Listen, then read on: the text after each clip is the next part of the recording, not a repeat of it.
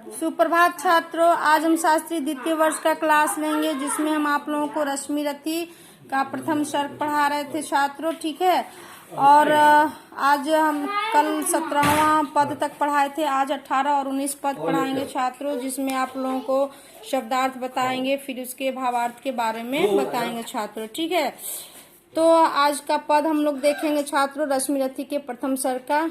किसने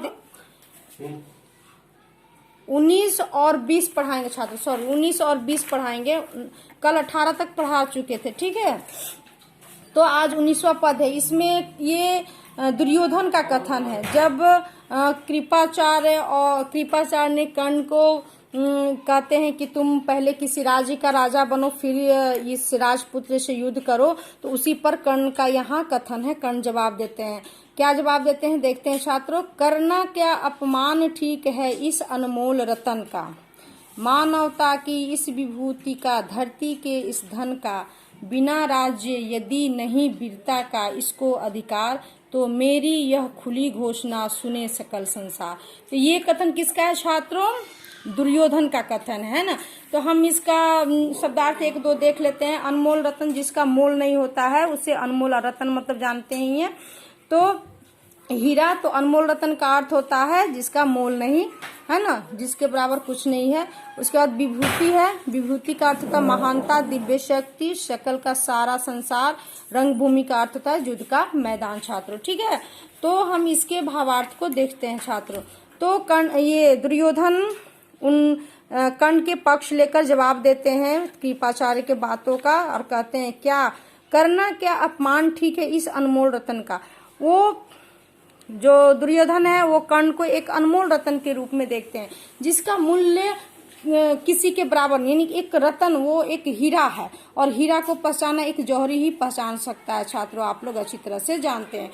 तो ये अनमोल रतन है। तो वो कहता है कि क्या इस कर्ण जैसे अनमोल रतन का क्या अपमान करना ठीक है, जो आप लोग इसे अपमानित कर रहे हैं छात्रों। ठीक है, मानवता की इस विभूति का, धरती के इस धन का, ये एक मानवता का रूप लिए हुए एक ऐसा पुरुष है जो कि महान है, और इस धरती का एक धन के रूप में है ना, धन है ये, और आप इस धन का अपमान कर रहे हैं, ये अच्छी बात नहीं है छात्र, नहीं है। इसीलिए अगर आप लोग इसे बिना राज्य का कोई अधिकार नहीं दे सकते हैं, तो मैं खुली को कहते हैं दुर्योधन कि बिना राज्य यदि नहीं वीरता को इसको अधिकार, यदि ये इतनी वीर पुरुष होने के बाद भी इसे वीरता का अधिकार आप लोग नहीं दे रहे हैं बिना राज्य का, तो मैं आज घोषणा करता हूँ कि इस सारा संसार सुनेगा। मैं घोषणा करता हूँ, क्या घोषणा करते हैं दुर्योधन, कि मैं इसे एक अंग देश का राजा बनाऊंगा। यानी कि देखिए छात्रों किस प्रकार से उसे कर्ण को अपमानित ये लोग करते हैं, लेकिन उसी वंश में जन्मा दुर्योधन कर्ण के सपोर्ट में, कर्ण के पक्ष में खड़ा होता है और उसे एक राज्य का राजा बनाने की घोषणा करता है। आगे के 20वां पद हम लोग देखेंगे छात्रों, उसमें क्या कहते हैं कर्ण, ये दुर्योधन। अंग देश का मुकुट कर्ण के मस्तक पर धरता हूँ, एक राज्य इस महावीर के हित अर्पित करता हूँ। खुला कर्ण के सिर पर उसने रखा, कर्ण के सिर पर उसने अपना मुकुट उतार, गुंजा रंग भूमि दुर्योधन का जय जयकार। देखिए छात्र, इसमें एक सपोर्ट में आते हैं दुर्योधन, तो कहते हैं कि मैं अंग देश का मुकुट, जो अंग देश है उसका जो राजा होना चाहिए, उसे उसका मुकुट मैं किसके मस्तक पर रखता हूँ? कर्ण के मस्तक पर। यानी कि दिनकर जी ने ये दिखाने की कोशिश की है कि जिस प्रकार किसी के अपमान कोई करता है तो कोई ना कोई व्यक्ति आकर खड़ा होता है उसके सपोर्ट। भले ही दुर्योधन का चरित्र सही नहीं था, लेकिन यहाँ पर उन्होंने एक ऐसे व्यक्ति का मदद किया या एक ऐसे व्यक्ति का सपोर्ट पक्ष में बोला है जो कि सच्चा है, और फिर भी एक भरत वंश के लोग उसे तिरस्कार करते हैं छात्र। तो इसमें एक राज्य किस महावीर के हित अर्पित करता हूँ। कर्ण जो, ये दुर्योधन जो है वो कर्ण को अंग देश के मुकुट को उसके मस्तक पर रखते हैं, और उस राज्य का महावीर किनको कहा गया? कर्ण को कहते हैं कि इस महावीर यानी इस महापुरुष को मैं हित में मैं ये राज्य अर्पित करता हूँ।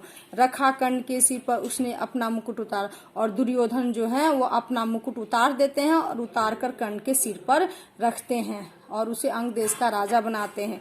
गुजा रंग भूमि में दुर्योधन का जय जयकार। और इस तरह दुर्योधन के इस प्रकार के कर्म को, अच्छा कर्म को देखते हुए पूरे जो लोग सभा में बैठे थे, जनता बैठी थी, सारे के सारे दुर्योधन का क्या करने लगा, जय जयकार करने लगा। यानी यहाँ देखिए दुर्योधन का एक अच्छा चरित्र छात्रों उभर कर सामने आता है, जिसको हम लोग महाभारत में एक गलत चरित्र के रूप में धारणा बनाए हुए हैं। फिर भी यहाँ दिनकर जी ये दिखाने की कोशिश करते हैं कि कुछ व्यक्ति में गुण है, अवगुण है तो गुण भी है, और वह गुण हम दुर्योधन में देखते हैं छात्र। ठीक है, इसके आगे के पंक्तियों में अगले क्लास में देखेंगे। धन्यवाद।